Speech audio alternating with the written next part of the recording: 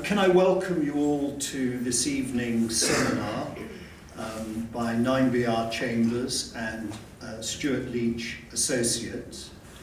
The reason for this seminar came about in the departure lounge at Mexico City Airport when I was having a drink with Stuart Leach, and we'd just been to the IBA conference. And we'd had a whole week of conferences, mostly talking heads, and we were saying, what makes a good conference or a good seminar?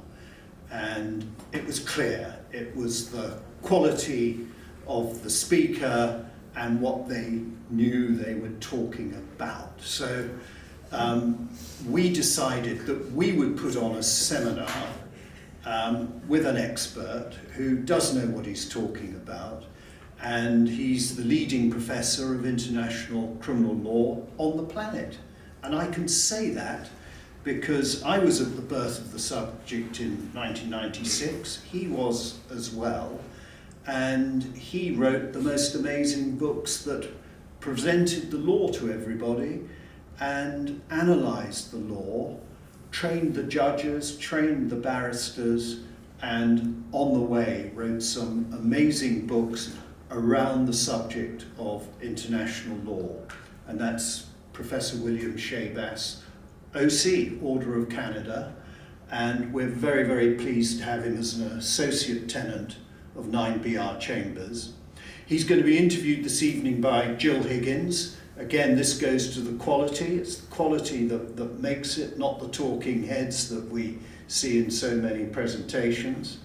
And Jill certainly knows this subject as well, having been in the leading cases since 1999. So two very qualified people to discuss one of the most amazing topics, Bill's new book, The International Legal Orders Colour Line. And it came out this year, and there are some copies here that he'll be willing to sign and sell to you later on. But it is very, very important to read it because it does answer a number of questions when you're involved in international criminal law and you say, why is this treaty drafted like this? Why is this statute like this? And there's a little bit of history often to it. And Bill has researched this matter and provided us with the most amazing read that I recommend. So thank you, Bill, for coming, and I'll hand you over to Jill. Thank you, Stephen.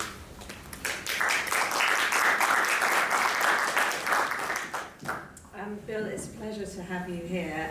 I'm reflecting on when you and I first met, and I think it was back in Belgrade when you attended a conference. It was pre-Milosevic days, and there were carpets on the lift walls, and it was all rather dark and dusty, and in the middle of the room towards the bar area there was you. No, that doesn't sound And I remember thinking, wow, as Stephen has commented, really, there's a celebrity of international justice, and that's the first time I remember meeting you, and our paths have crossed, I think, many times since. But I wanted to start firstly by thanking you for putting together what I think is probably the first time that such a chronological account has been compiled of the development of the prohibition of racism in international law. It truly is, I have to say, a fascinating read, but there are many issues that arise as to why we are where we are now, and you take a very historical, very detailed research look at how we come to be, and I think where the, as the book refers to, colour line sits today. For me, the book charts the inadequacies of institutions, failings of individuals to prohibit racism early on. And I wonder, first of all, what inspired you to take up this particular subject, if I may start there.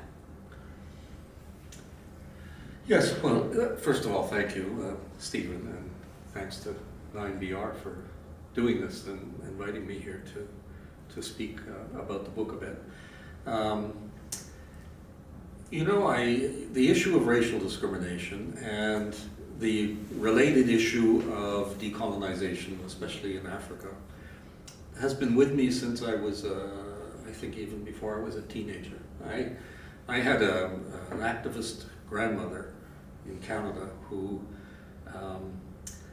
I think it must have been around 1960, 1959, so I was just 10 years old then. She kept she was making a scrapbook about the new countries of Africa as a result of decolonization. And I started, I copied her, basically. She showed me her scrapbook, and I thought, well, I can do that too. So I had one of these newsprint, sort of cheap scrapbooks, and I would clip out articles from the newspaper, and I remember the maps and ticking off the countries as they became independent. And then, of course, I was early in the 60s influenced by the civil rights movement in the United States and about the anti-apartheid struggle. I used to tell students, you know, who now they don't even remember when Nelson Mandela got out of jail because they're too young, but there was a time when they all remembered Mandela getting out of jail, but I remember him going into jail. So it's sort of something that's been with me all my life, and I was looking for a new writing project in the middle of the pandemic, walking around Finchley on my half hour that I was allowed out of the apartment for a stroll, and I said, I think this is the next project, is study it. And I went about it in a way I always advise my doctoral students. I have doctoral students or candidates come to me and say, I want to do a doctorate on this. My position is this, and I'm going to argue for that. And I said, no, that's not a doctorate. I say, a doctorate is where you ask a question that you don't know the answer to, and you're prepared to find out and live with surprises and maybe come to a conclusion that's different from what your initial intuition is. And this book was a bit like that. It was a discovery about the role that the campaigns against racial discrimination played in advancing more broadly the human rights movement within international law. It doesn't get credit. I taught for many years, and most of my colleagues who teach the history of human rights in the United Nations describe it as it sort of was an exercise by well-meaning European or Europeanized intellectuals like Eleanor Roosevelt, trying to convert the documents of the Enlightenment and the Bill of Rights in the United States and the French Declaration of Rights into international legal norms.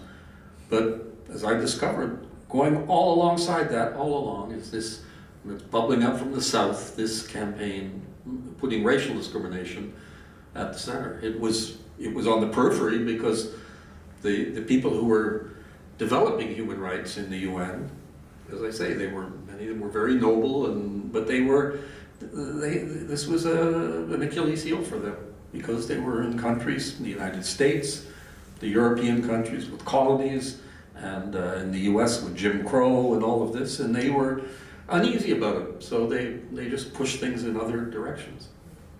Now, in this scrapbook of your grandmother's and yours subsequently, maybe one of the individuals that features, I know he features in the book, is W.E.B. Du Bois. You talk about him a lot. He was an African-American activist and intellectual, and he was a man who participated back in the 1919 Paris Peace Conference and also the San Francisco Conference establishing the UN Charter. And he is the one who said the following. He said, the problem of the 20th century is the problem of the colour line. The relation of the darker to the lighter races, of men in Asia and Africa, in America and the islands of the sea. And as part of your discussion in the book about this colour line, you explain that in spite of the historical developments, the colour line persists well into the 21st century, remains today in various forms. And I wonder what your thoughts are about the contours of the colour line as they are today, before I take you back maybe to 1920 and the League of Nations. So where do we sit today,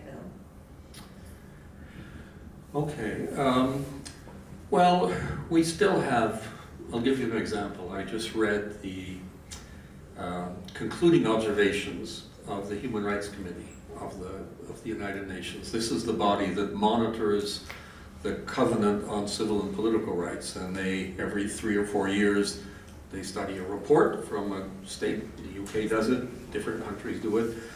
It was just the turn of France, and the concluding observations on France came out just a few weeks ago, in November.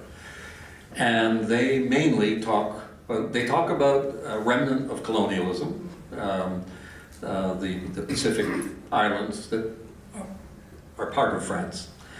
And they also talk and focus on problems of racial discrimination within France, about profiling, for example, about the fact that they don't even have disaggregated statistics to know where racism is and how to correct it, about police violence. It's a feature of life there in a country that should have solved this problem 200 years ago.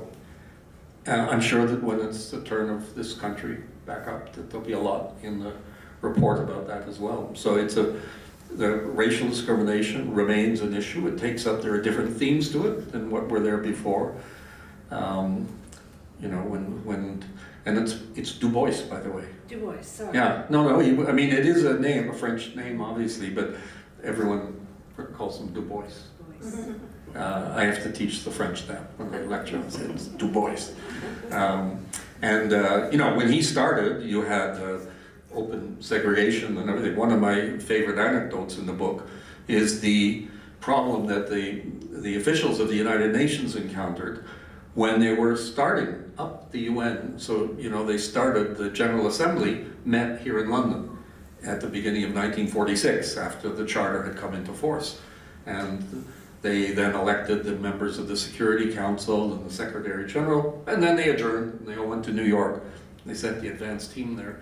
And the advance team couldn't get hotel rooms booked for the delegates to the General Assembly from Ethiopia and Liberia and Haiti. And the first Secretary General, the Norwegian, had to make a deal with the owner of the Waldorf Astoria Hotel, whereby if he'd give them the rooms for the delegates, of the people of color, that in return the UN would book conference rooms for the first session. I want to take you back to 1920 in the League of Nations and when it began its work, the Paris Peace Conference in 1919.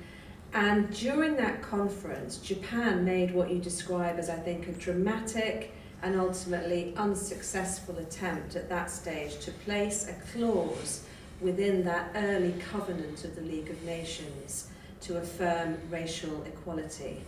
That was rejected, and I wonder if you could tell us a little bit about the climate of opinion, particularly of the US, the UK and France, that really led to the rejection of that Japan proposal at that really early stage. Well, this was, of course, the Paris Peace Conference in 1919 was one of the first international conferences. You know, we'd had the one in Berlin where they divided up Africa. We had the one in The Hague where the Hague Convention was adopted, the two of them in 1899 and then in 1907. But it wasn't like today when the UN General Assembly is meeting every year and there are meetings going on all over the time. This was a very exceptional and extraordinary meeting. And people came, activists as well as governments from all around the world, because they understood that something very, very important was going on in these first 6 months of 1919. So basically international law up till that point was completely dominated by Europeans. We had the United States to the mix, and the colonies, the settler colonies of Britain, Australia, New Zealand, Canada, South Africa. And India's there at the Paris Peace Conference. They participate in the Commonwealth delegation, but most of the world is under or unrepresented. The Japanese are there as a big player because they become now a powerful industrial power, and they're a military power. They beat the Russians in the war between Japan and Russia in 1905, and so they're part of it, and they are founding members. They're called one of the great powers. They have this proposal to put a clause on racial equality. It was called into the Covenant of the League of Nations, a kind of preambular clause, just a declaration. And they actually are very successful. They get a great majority of the delegates in the Commission on the League of Nations support them, including France. Georges Clemenceau was in favor. He voted in favor. There were 2 votes against, the UK and Woodrow Wilson. I'm trying to remember was it Lord Cecil? Simon? I can't remember. One of them. Who was the British representative, and Woodrow Wilson, who was there in person. And Wilson just said, I'm sorry, it's not going in, because we're against it. You know, we all know about the US veto in the Security Council, so this is the first manifestation of it. And they say, but we didn't have a veto before. We had a vote that where other countries were against, and you didn't say anything about this. He said, this is different. So he knocked it out. Wilson himself, by the way, was, although he has a glorious reputation, you know, the headquarters of the High Commissioner for Human Rights of the United Nations was in the Palais Wilson in Geneva. But he was a very, very nasty racist. And he had reintroduced into the US public service, when he became president, the previous government had done a lot to bring in, to integrate the civil service. You know, they'd started doing it. It wasn't paradise, I don't want to suggest, and he completely segregated it again. So yeah, that was Wilson, and he vetoed it, and then that clause was defeated. And then the issue returns at the end of the Second World War at the San Francisco Conference, where the Charter of the United Nations is being adopted. And there are people who remember, because Du Bois he wasn't a delegate, obviously. He was an activist attending the Paris Peace Conference. And he was on the US delegation, actually, at the San Francisco Conference. But that idea is still out there, and this time, obviously the Japanese aren't at the San Francisco Conference. I don't need to explain why. But the Chinese pick it up. And there's a Chinese delegate named, his anglicized name is Wellington Koo. And Koo he'd been in the room in 1919, and he'd voted in favor of the Japanese proposal. And he was there in San Francisco in 1945. So he sort of puts out the idea, but once again, it doesn't fly, and they can't get it through. So staying for a minute with the League of Nations Covenant, I was fascinated to read in the book about that you describe it as a benevolent tone that is often taken in the wording of that particular covenant. So I went back and I looked it up, of course, and I found it and I printed it off and I had a read through. And your recommended reading is Article, in fact, 22. So I just wanted to read this little extract and get your view on it, because it seems to me that to modern ears, it's extremely difficult to contemplate the times in which this was framed. So your article, not yours, but Article 22 reads as follows. To those colonies and territories which as a consequence of the late war have ceased to be under the sovereignty of the states which formerly governed them, and which are inhabited by peoples not yet able to stand by themselves under the strenuous conditions of the modern world, there should be applied the principle that the well-being and development of such peoples forms a sacred trust of civilization, and that securities for the performance of this trust should be embodied in this covenant. It goes on to say the best method of giving practical effect to this principle is that the tutelage of such peoples should be entrusted to advanced nations who, by reason of their resources, their experience or their geographical position, can best undertake this responsibility and who are willing to accept it. So this idea of the benevolence is, as you say, one way of looking at it in the book. What's the other way of looking at it? What was going on, Bill? Well, basically, of course, they're divvying up the loot at the end of the First World War. They have the German colonies in Africa, in Asia. They have the Ottoman Empire in the Middle East, and they're going to divvy it up. And so they're all there feeding at the trough. I guess the only Commonwealth country that wasn't actually at the trough was Canada. I don't know why, you know, they were missing out on the party, I suppose. But the Australians got some of the islands, and New Zealand got some of the islands, and Japan, because they were on the winning side this time, got a bunch of islands in the Pacific. And South Africa got Southwest Africa, Namibia, modern day Namibia. It was unseemly that they were just going to say, we're dividing it up. There was enough anti-colonial spirit, and some of it came from the Americans as well, although they got a little bit of a little piece of the pie. And so they said, well, we're going to supervise them, exactly what you read. Yeah. So for the people who lived there, it didn't really change very much. It was just colonial, it was just a transfer of the colonial owner. For the people in Namibia, they might even have done better under the Germans than they did under the South Africans. Certainly in the future, they didn't do very well with the occupation, essentially, by South Africa. And, you know, some of the remnants of that are still with us. I mean, the Middle East, we're still dealing with the remnants of the mandate system, in a way. So the League of Nations supervised this, and they had this body called the Permanent Mandates Commission that received reports on the mandates, but also petitions.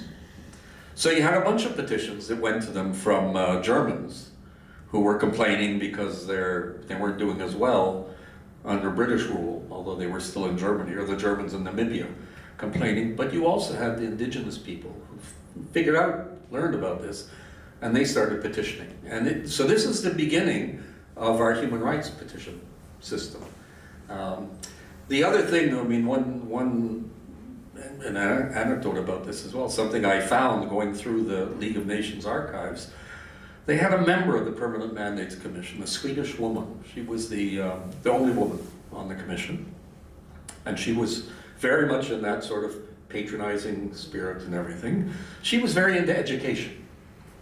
So she wanted to see what they could do about educating indigenous African children of color in Africa.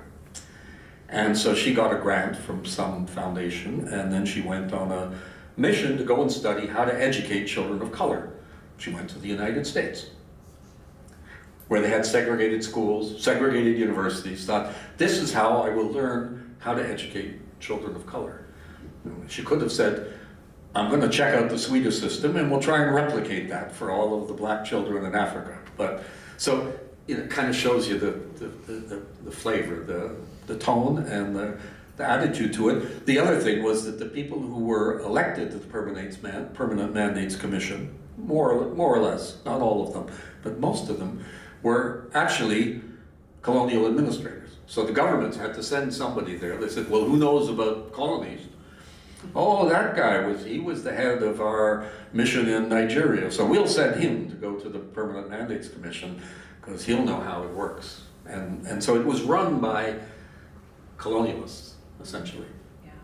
Now, at the same time as the Paris Conference in 1919, there was, I think, a really innovative and radical action that took place, which again Du Bois was at the centre of, because at the same time that that conference was going on, he managed to get Georges Clemenceau's consent to put together the Pan-African Congress in Paris, and he unsuccessfully tried to file a report from that conference to the Paris Conference, as I understand.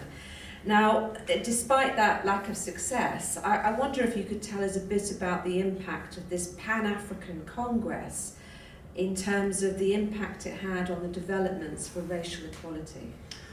Well, it was part of, and I mean, what I found so interesting about it was simply these were the initiatives that were going on in the League of Nations. They were done by a mix of people like Du Bois, who was an African American, probably the greatest African American intellectual of the first half of the 20th century.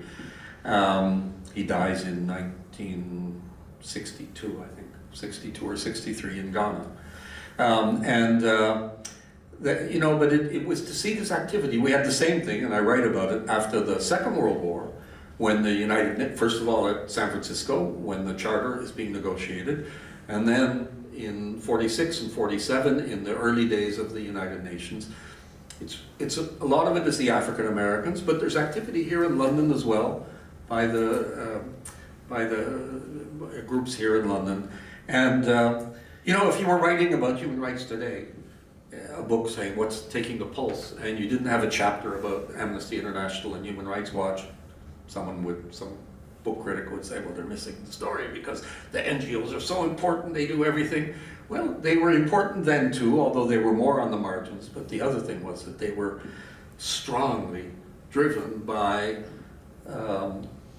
people of color, like Du Bois with this conference, and he kept at it.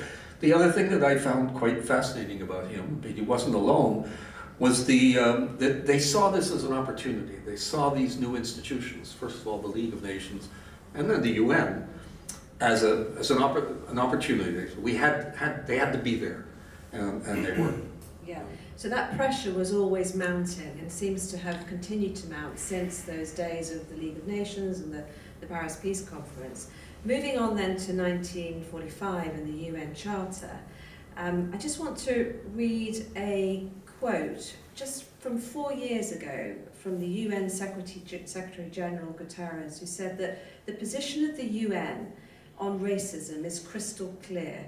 This scourge violates the United Nations Charter and debases our core values. So if we go back to that Charter of 1945, while the Charter speaks of respect for equal rights without distinction as to race, sex, language or religion, it directs no particular attention, as you say in the book, to the phenomenon of racial discrimination.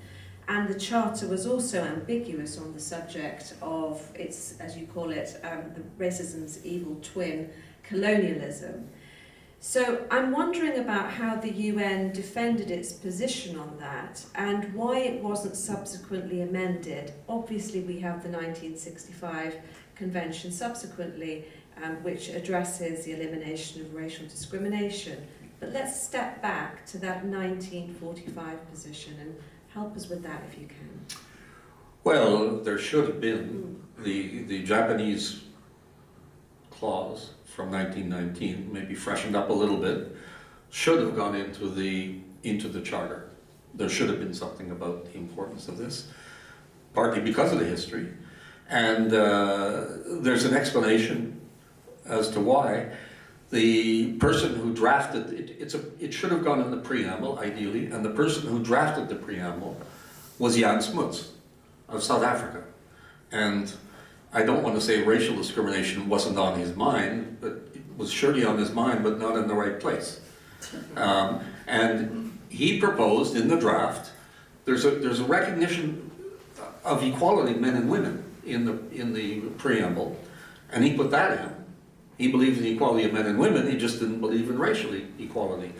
So this is why at the first session of the General Assembly, there's a resolution proposed by Egypt to deal with discrimination and prejudice. And it becomes the statement of the UN. And then, of course, in the 1960s, we get a new declaration on racial discrimination in 1963, and then it's followed by the convention, the Great Convention of 1965.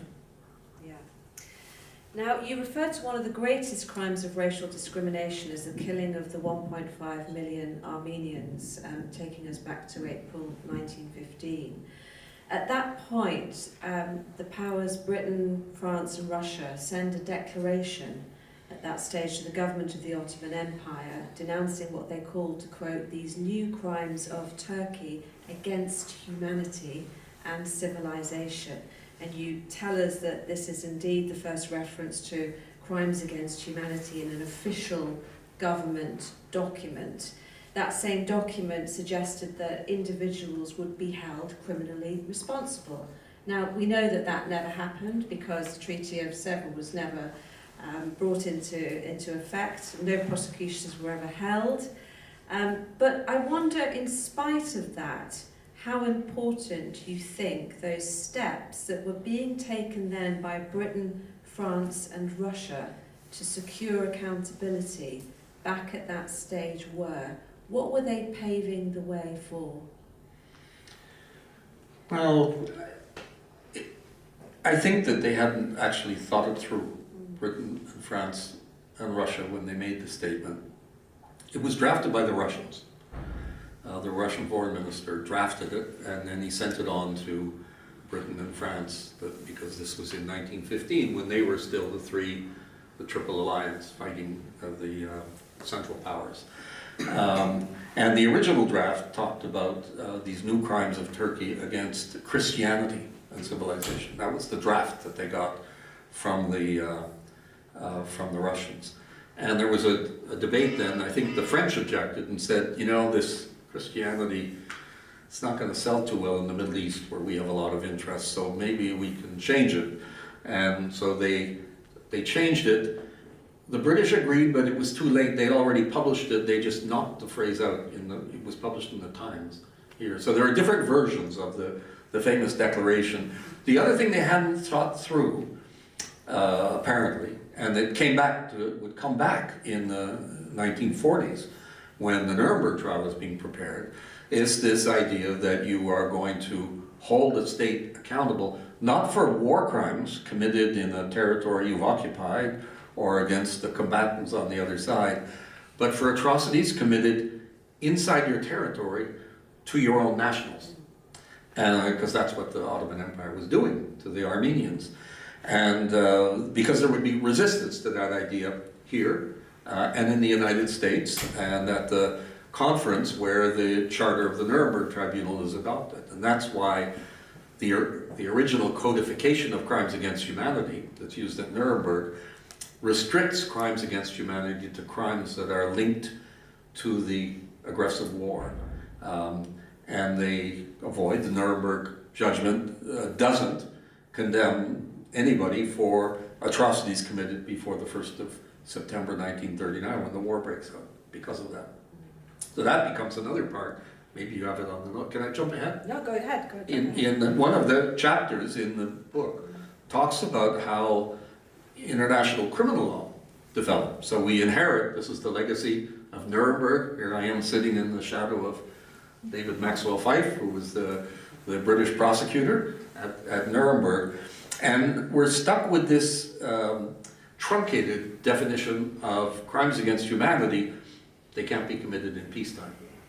And that's all resolved in the 1990s in the Tavish case. Stephen was counsel in the Tavish case and no doubt remembers the fireworks on that issue. And then it's included in the Rome Statute. And it's clear it's not a debate anymore about crimes against humanity. But there was a lot of resistance to it changing. And in the people who pushed to amend it, to include atrocities committed in peacetime, were the African states. So in the 1960s, when the African states finally they're created, they're independent, they joined the UN, 17 of them in 1960 and more the following year. And so they start to flex their muscles in the General Assembly, where the composition, the chemistry of the General Assembly has changed, and they can get with their Asian allies, they can win a vote. And so they start proposing resolutions about crimes against humanity, saying that apartheid and racial discrimination and colonialism are crimes against humanity. And the European powers object to all of this because they say, no, crimes against humanity was defined at Nuremberg. We have to keep it there. And so it's, as I said, part of my narrative is changing the narrative about the origins of human rights, but it's also true of international criminal law. There was a period that we all used to teach as being a kind of a period where nothing happened in international criminal law between the mid-1950s and about 1990, when it all starts up again. But actually, it's not quite true. There was a lot of pushing in the UN to develop progressive development of international criminal law, and it was coming from the African states. Can you tell us something a bit about the development of the crime of genocide? You've mentioned there Nuremberg, and of course, although the word was perhaps bandied around as a little too vague, but it was used much by the prosecutors. It wasn't a word that featured in the final judgment at Nuremberg, and you have a a description there of Lemkin in the corridors after the judgment is delivered. His clothes are in tatters, and he is absolutely, I think he describes it as the darkest day of his life, that the Nuremberg Tribunal did not give judgment on genocide. And I wonder if you could give us some of your reflections on that and the development of that crime since then. So Raphael Lemkin is, of course, the man who invented the word. It was his brand, was the term genocide. He had proposed the term in a book he published in 1944, and the definition of genocide that he proposed was not very far away from a definition of crimes against humanity, actually. Crimes against humanity sort of was the jargon that was used in the charter of the Nuremberg Tribunal and in the judgment, but often genocide was viewed almost as if it was a synonym with it. After the judgment comes out, it's not that they didn't use his word. I mean, he was an interesting personality, and I think he did like to see his word get out there.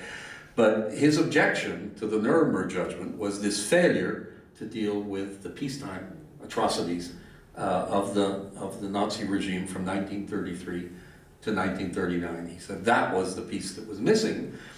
And so the idea of genocide, he goes to the first session of the United Nations, of the General Assembly in New York in late 1946. The judgment comes out 30th of September, 1st of October 46.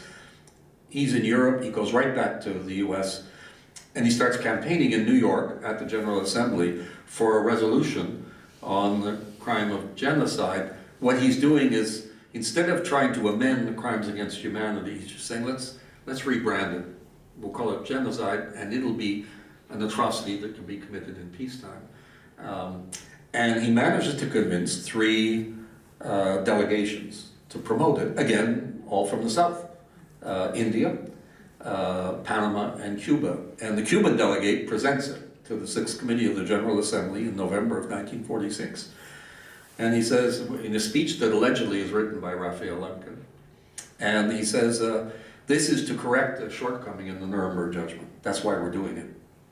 And so what happens then, the end result is that by 1948 we have the Genocide Convention. It's defined very narrowly because it's confined to the destruction of a national, ethnic, racial, or religious group. So it's not like crimes against humanity, which can cover persecution of any group, of any civilian population. On the other hand, genocide can be committed in time of peace as well as in time of war, whereas crimes against humanity is stuck with this link to armed conflict. And that's the legal reality, more or less, until the 1990s. So we have these 2 isolated little categories of crimes. Most of the bad stuff that's happening just doesn't fit anywhere. And then things start to change really in the 1990s. Now, as I was travelling in, thinking about the different things I was going to ask you about, I was reading an article that came out today about the state of Belgium being held responsible for crimes against humanity in relation to the forced removal of mixed-race children from their mothers in the Belgian Congo.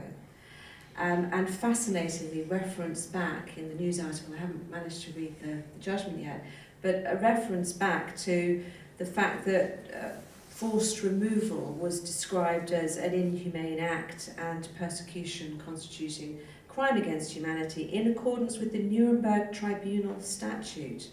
So a reference right back to that definition. Now, since those early days of Nuremberg, we've had that delinkage away from crimes against humanity and armed conflict, that necessity for it to be linked with a war. I wonder what your thoughts are on how far ahead, what the changes might be in the years to come. Do you have any forecast for us as to the development of the law in the next sort of 5 to 10 years, whether that takes in the colour line or not? Yes, well, I think that international criminal law is going to develop more in the next decade, I think maybe quite dramatically. There are two places where we're going to see it, if this happens. One is with the crime of genocide, which is codified in the Genocide Convention and is also, of course, in the statute of the International Criminal Court. But it's not going to happen, this isn't going to happen to the International Criminal Court, because it doesn't really have any genocide cases that are going anywhere there. It's not charging genocide. But the International Court of Justice in The Hague has 4 genocide cases, completely unprecedented. There's a case filed by the Gambia against Myanmar about the Rohingya. There's one filed by Ukraine against Russia. There's one filed by South Africa against Israel, and one filed by Nicaragua against Germany. And they are provoking not only the debates about the definition of genocide, but the intervention of many, many states, which is also unprecedented. There have always been a few interventions at the International Court of Justice, but it's very rare. And it's usually, you have a dispute about a fishing zone, and 2 countries are quarreling about who gets the fish, and then a country nearby says, well, they might be our fish too, we want to intervene, that kind of stuff. But now they're all intervening because they say we're concerned about the development of human rights and about these laws. And so you have large numbers, including the UK, doing these interventions. So there are, probably 50 countries now who are directly engaged in litigation about the Genocide Convention at the International Court of Justice. Most of them want it to go somewhere. And they're pushing for it becoming a broader notion than it is. I think time will tell whether that happens. The other thing is that Crimes Against Humanity passed a very interesting landmark about 10 days ago, when the 6th Committee of the General Assembly voted to convene a diplomatic conference for the adoption of a Convention on Crimes Against Humanity. That's a project I've been involved with for 15 years now. It was started by an American academic, Leila Sadat, and she raised some money to do a campaign on this, and she created a steering committee. And I'm one of the members of the steering committee, and we developed a draft convention, and it was published and circulated, and then we transferred it over to the International Law Commission, and now it's going to, the likelihood is, we'll have a convention adopted in 2029 on crimes against humanity. When we were doing our draft, this is 2009, 2010, 2011, people said, this is our chance. Let's improve on the definition of crimes against humanity in the Rome Statute. But we said, no, it was still too fresh, the Rome Statute, and we said that we don't want to get into a rivalry with the ICC on this, so let's just say we'll go with the definition in the Rome Statute. But that was 15 years ago now, and there are calls for it to be changed. There's one call for them to add the crime of the slave trade. It's really more about history than anything, but to put that in there. And I think that it's probably also the idea of recognizing it as a crime against humanity will advance the whole debate about reparations for slavery and the slave trade. There's also another call to have gender apartheid added to it. And gender apartheid, Afghanistan was the poster child for that. So I don't know, it's, on the one hand, it's nice to see the progressive development. On the other hand, it's a bit scary because with genocide, states are fairly comfortable, they know what it is. They know that even if it expands a little bit in the way it's interpreted, that they are committed, and if they do, they deserve to be hauled. There's sort of that attitude that this is such a horrific crime that they're comfortable with it. But try explaining to someone in the Foreign Commonwealth and Development Office what crimes against humanity is going to look like in 5 or 10 years. I mean, they have we have the crime against humanity of persecution. One of the examples we give are the Nazi laws about mixed marriages, making them illegal. I have in my possession a judgment of my great aunt, who was a Jewish woman in Berlin who was married to a non-Jew, and she divorced in 1934. And it's there's the stamp on the judgment, and then there's another stamp 4 years later imposing on her the name Sarah. And so everyone agrees these crimes against humanity, these laws. So what if I were to say, so what if you were to be asked by the person in the forum, in the office about, but do you think it's possible that they'll say that if you prohibit marriages between people based on their ethnicity, then would it also be a crime against humanity to prohibit people of the same gender from getting married? So, probably here they'd say, oh, we're cool with that here in the UK, we can handle that. I'm not sure I want to have to explain that to the diplomat from Iran or Saudi Arabia or Uganda or something, that, it might be that they'll interpret, so crimes against humanity, we don't know where they end. That's the difficulty with it. Yeah. It's the challenge, and it's exciting on the one hand, but makes it harder. And even if we do these modifications to the definition in the convention that's adopted in 2029, it's going to be hard to get states to ratify it. That'll be a big challenge. So alongside the challenges, and before I open it up to questions from the audience, do you have any particular hopes for what you would like this book to perhaps achieve? Two things. I do want it to contribute and to be helpful to those who are struggling still within the UN human rights system to push racial discrimination to the top of the agenda rather than to bury it down amongst a lot of other issues. I think that's very important, but it's a constant campaign. So I want to see that. And I also want to see us start to teach the history of human rights differently. So obviously I'm doing it, and the history of international criminal law. But I hope that it'll catch on, and that'll become the new narrative. I don't want we don't have to dump Eleanor Roosevelt and René Cassin. We give them credit for what they did, but to recognize that there was something else very important going on, and that has not received the attention that it deserves. Thank you, Bill. I've kept you for long enough. I'm going to just open it up now to any questions from the audience. Anybody like to? Yeah, we've got one here. Josh. Bill, I was really impressed to hear that you were inspired to write this book during COVID, because I was sure I remembered reading the history of the customary international law of international human rights law, which I seem to recall you saying in the introduction that you also wrote during the COVID pandemic. So it was good. I wish it had come back, actually. Quarantine was good for me. And I remember reading in that book about the law of racial discrimination and the elements of the crime of apartheid and the customary international human rights law definitions of racial discrimination, segregation, apartheid.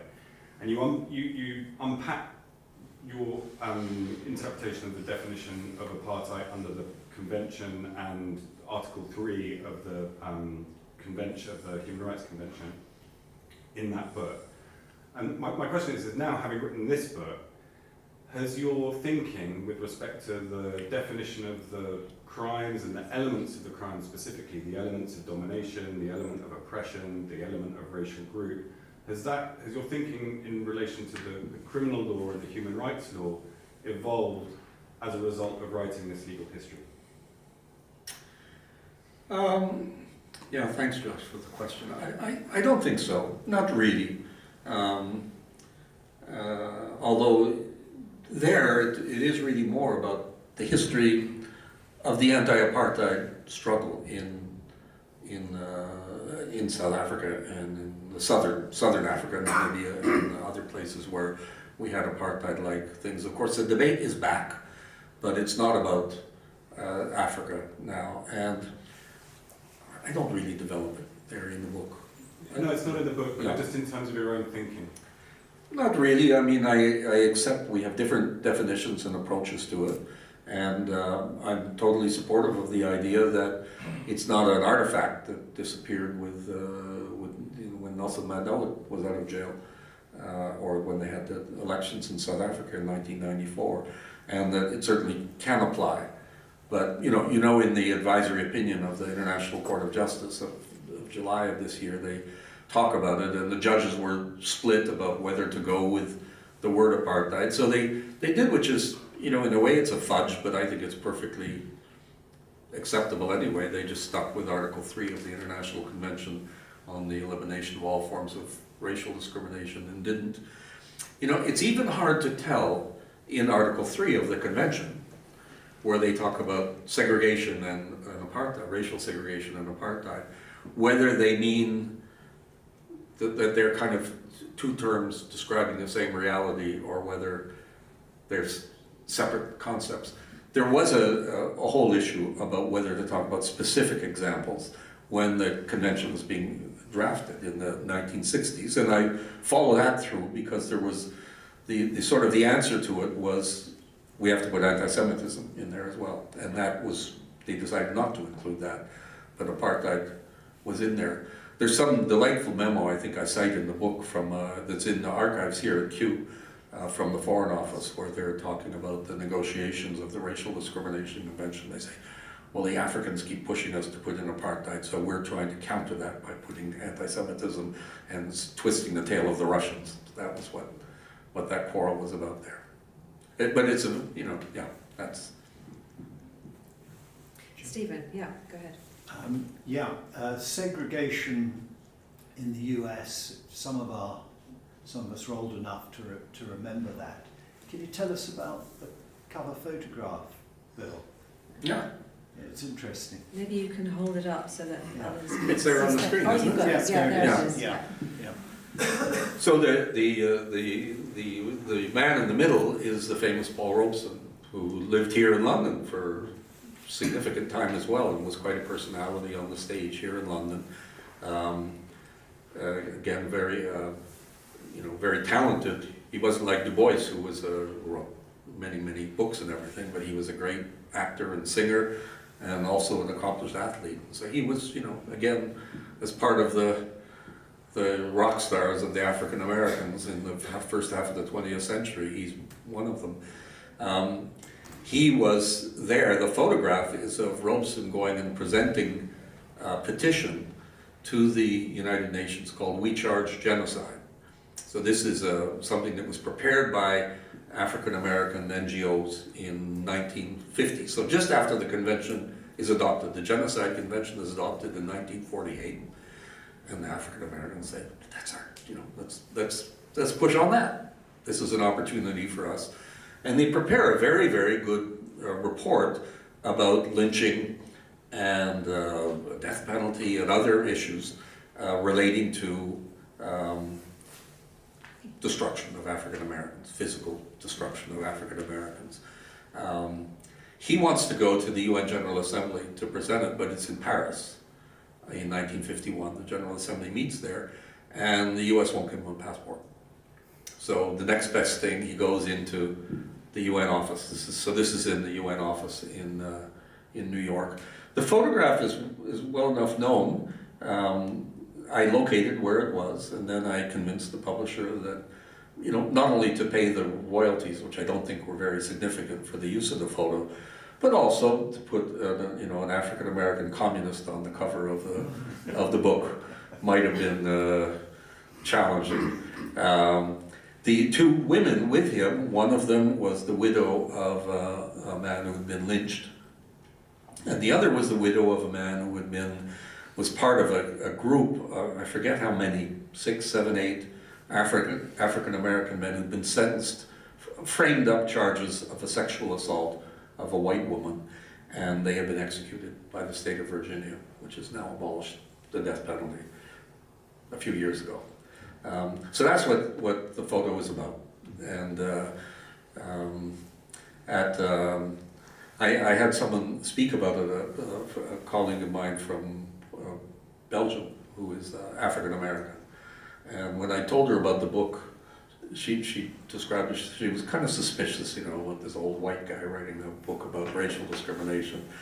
And she said, so I asked him, you know, did he include this in the book? And I said, yeah, I did. I have a chapter on that. And she asked about something else. She said, did you mention that? I said, oh yeah, of course it's there. And then she said, do you mention Paul Robeson? And I said, he's on the cover. And she said, and that made me a believer then in the book. So. Thank you. Yeah. Ben. Hi, Bill. Slightly tangential question, so forgive me. Jill was mentioning Article 22 of the League of Nations and how it manifested itself in perpetuating colonial ideologies and things like that by civilizing other nations. That philosophy, that mentality persists today, has through economic means as well as more international criminal law aspects, which you're more focused on. The Bretton Woods institutions, the IMF and the World Bank, were obviously sister institutions of the United Nations. They were built up, they're formally linked as well, although they operate separately. In the 80s, as you will know, structural adjustment programs gave rise to a lot of, in particular in Africa, concern about the conditions imposed on those economies.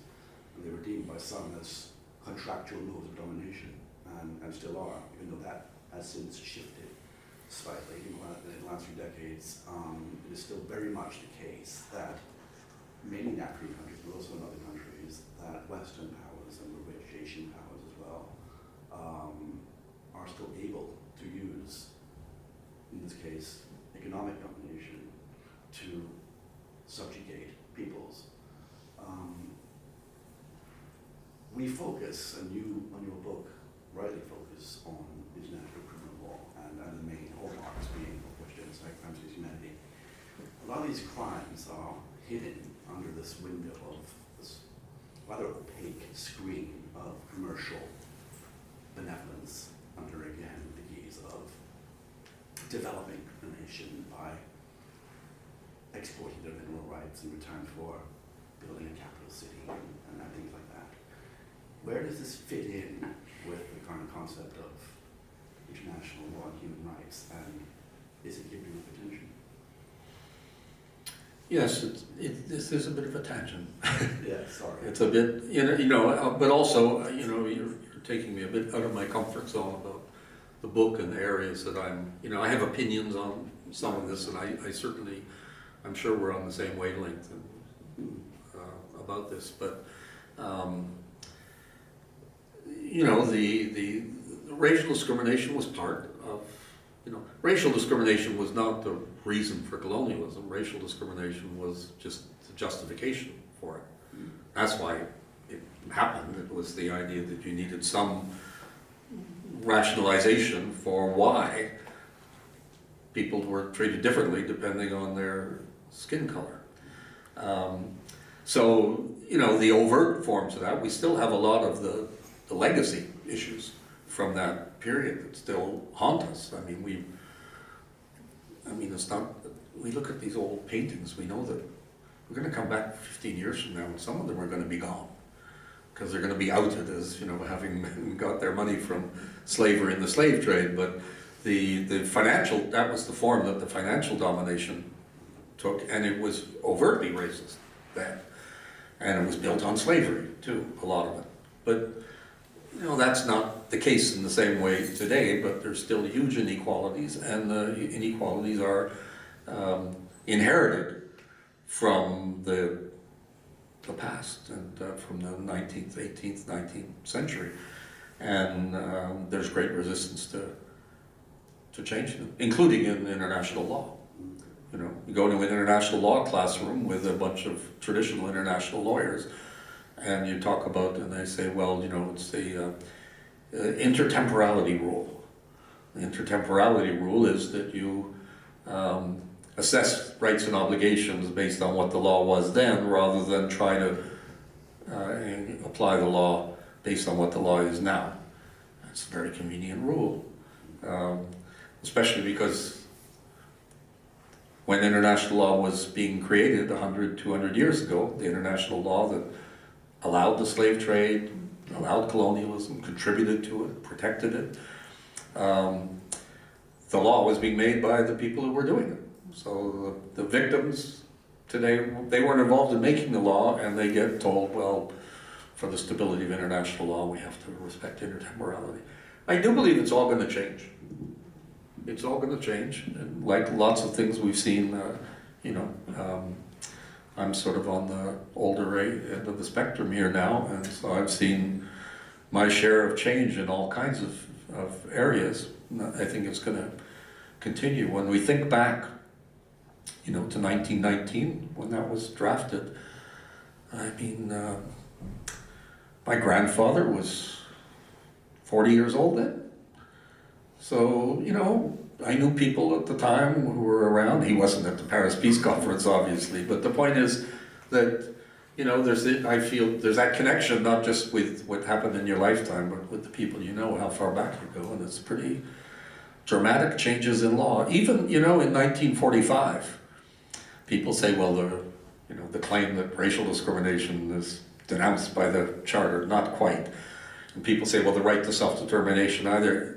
There's no right to self-determination in the Charter of the UN either. It's the principle of self-determination. The right comes later. That comes later, and that's a result of the African countries, the countries of the South, insisting on putting a self-determination clause in the Covenant on Human Rights in 1966 when it's adopted. But, even the mandate system is repackaged as the trust territory system. And I think, there were many who understood that colonialism was in its dying days, but there were also lots of people who thought there were certainly big parts of the colonial empires that were going to remain colonies forever. They believed it, Any other questions before we wrap up? Yes, There is a James. question online. Yes. Ezekiel Jimenez, he asks you whether you see a continuum between countries in the south of the globe pushing human rights innovations in the early period of the UN and the current interventions at the ICJ, especially in the South African Israel genocide case. He asks, are we witnessing once again an example of countries in the south of the globe pushing the boundaries of human rights and international criminal law? Yes, I think we probably are seeing that. There's a phenomenal amount of activity now at the International Court of Justice. Me, who's devoted so much of my career to the International Criminal Court, I'm kind of bored of the International Criminal Court now. It's not really going very far, not doing very much.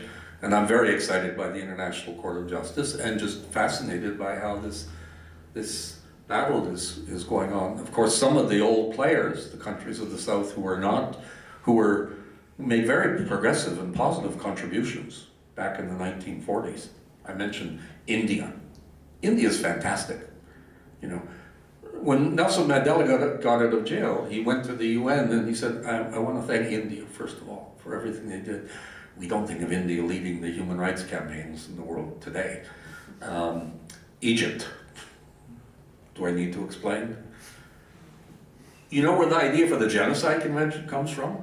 After they have a draft resolution in the General Assembly in 1946, and do you know the country that says, let's amend that resolution and call for the adoption of a Genocide Convention? Well, if you don't know, you won't guess. You'll get to about the 47th member of the UN if you know them all then, and then you might get to them. Saudi Arabia, okay? So, obviously, Ezekiel asks me about, the countries of the South. There's a changing dynamic there, and there are some issues where they're not great. But at the same time, that struggle is going on, and I think we're going to see, that it's not over. And there's this sense, the thing about the International Court of Justice, which I think is fascinating, is that it is a body where there's a certain amount of geographic balance. It's not perfect, and I'm sure that if we got some countries from the South, they'd say, it's tipped in favor of Europe. Okay. But still, we have a judge from South Africa, we have a judge from Brazil, we have a judge from India, and so on. And they, and countries feel that they get a fair shake there. On both sides, by the way, because it's not just the countries of the south going to the court, but it's also the countries of the north. But there's a sense that this is a place where you, where law is the starting point. When you have the debates in the political bodies, like the Human Rights Council or the General Assembly, it's politics. Country stands up and says one thing, the next day they say something different, you say, you just contradicted yourself. They say, duh, that's what we do. We're governments, of course we contradict ourselves. It's harder to do in the court. It does happen in courts, but it's harder to do there because you've got this legal foundation, these statements, documents, treaties, and so on. And the International Court of Justice, I'm straying, I guess, from courts, international courts depend largely on consent because states have to join them and buy into them and use them. And the International Court of Justice actually has had a checkered history because it's had times when it was trusted by governments and they would go there. And, they hit, for example, they stumbled in 1966 with the case that was taken by Liberia and Ethiopia against South Africa about the illegal occupation of Namibia. And the case got thrown out thanks to the Australian judge who had the casting vote because the judges were split. And it was devastating for the International Court of Justice. Its reputation went, and for about the next 15 years, nobody went there. I have a friend who's a retired law professor in Canada, and he was telling me recently about going to The Hague he was a doctoral student at Cambridge. He wanted to go and see the International Court of Justice at work, so he went over to The Hague, went and knocked on the door. Now you have to go through security, but this is in the 70s. Just knocked on the door, he said, "What's on? I want to see a hearing." And he said, the guy who met him at the door said, "We haven't had a hearing here in 4 years, at the International Court of Justice." But then it picked up, and it's just, the international courts thrive when countries trust them, and when they don't, they go downhill. So that's what happened to the ICJ, but they're, it's an impressive court now. And one of the things that's very impressive about them is that they do manage to, 15 people sit around a table and they can get fairly unanimous agreement. Not 100, not all 15, but 12, 13, 14 can agree, which is remarkable. I mean, try getting 15 people around a table and saying, well, now let's agree on a statement about climate change, the right to strike, the Middle East, Ukraine, and they managed to do it. So it's on a roll right now. I want to just say before we finish, I have a few books here, as you said. Yes. In the good old days of publishing, academic publishing, I would have a representative of a publisher here with a box of books, and they would have a table when they would have a big sign about the book, and they would take me out for dinner after, and all of that. They would have the machine for your credit card, and they don't do any of that now. So the author has to buy the books from the publisher and then try and sell them at the book launch. So that's all to say, if you think I'm being a bit mercenary and everything. I mean, I would love for people to buy the book, but it's not, it's £63. But you do get, it's a beautiful book. It's as you know now, it's a lovely cover, and I'll sign it for you.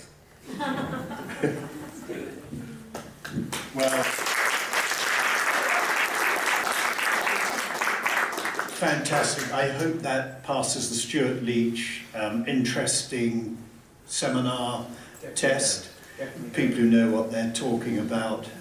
Thank you very much, Jill and Bill. That was great and a fantastic evening.